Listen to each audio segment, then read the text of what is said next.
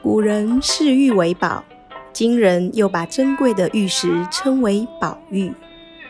我国是玉雕大国，而随着产业不断增大，世界玉石也争相进入到中国市场。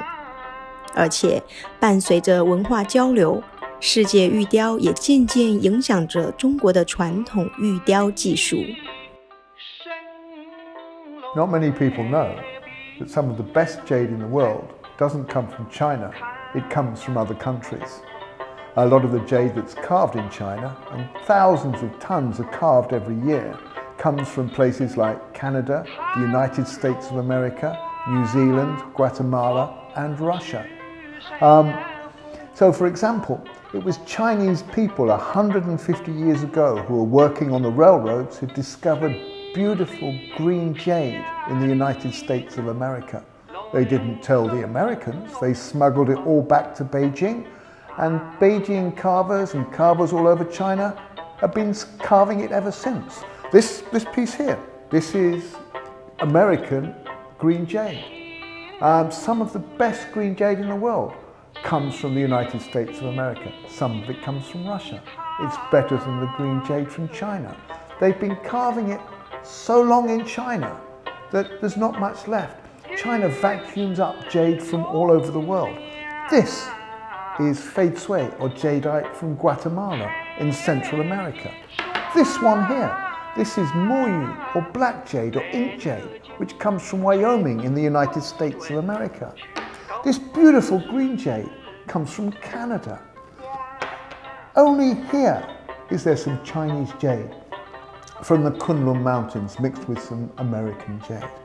So, and this one here, this is a new source of jade. This comes from Pakistan.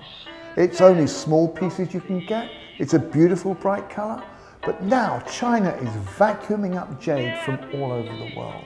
This is Russian jade. This here is Russian jade. This is Chinese jade. This is from Kunlun. This is Hurchin jade. This is one of my specialities, the way I like to carve. But this is Chinese jade. And what you'll find in China today is most of the jade carved is not Chinese. It doesn't come from China.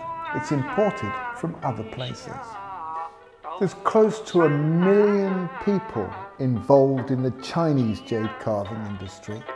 At the top of the tree there's more than 100 master carvers. There are 40,000 people alone in Suzhou involved in the jade carving industry. If you go to Henan, to Zhengpin, there's a city with 150,000 people involved in the jade carving industry. If you go down to Guangdong, you go to the little town of Sihui, there's 150,000 people carving jade there. In the West, it's very different. The number of people carving jade in the countries of New Zealand, Australia, Canada, United States of America, and in Central America and Guatemala and in Russia is probably only a few thousand. I would say there's probably only 4, 5, 6 or 7 master carvers who can compete on an equal level with the best in China. There might be thousands of carvers with great skill and great technique in China, but there's very, very few outside. There's 2 or 3 of my favourites in New Zealand. There's one who carves modern, abstract stuff called John Sheehan, or Joe Sheehan I think his name is. There's Don Salt, who Chinese carvers respect enormously. And there's a Maori carver called Lewis, whose work is just wild and true and beautiful and flowing to look at, but very different from anything that you might see in China itself. At the same time, in the United States, there's probably 2 masters, and in Canada, maybe 1. Guatemala and Russia, no master carvers, but some very talented people doing some very interesting work. As I've said before, in the West, the design is more important than the quality of the stone. Western carvers love good stone, but they don't have access to the pure, beautiful stone that Chinese carvers do.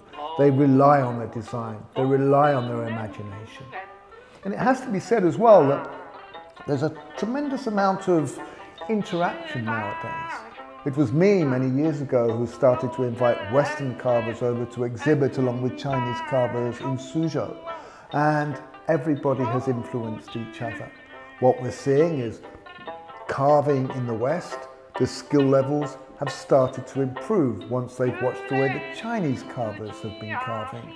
At the same time, Chinese carvers have been thinking outside the box and doing more imaginative work. They always had that capability, but their customers didn't want anything except the traditional. With younger people wanting different stuff, that too is changing. And now Chinese carvers are flexing their imaginative and creative muscles. And what we're getting is an explosion of talent throughout the world. Only a few in the West, because only a few thousand carve, but thousands more in China. The difference in the quality of carving and the imagination and the creativity in recent years in Chinese carving, it's been an explosion and marvellous to watch. If you look at an exhibition book from 10 years ago of the best Chinese carvings, beautiful but traditional.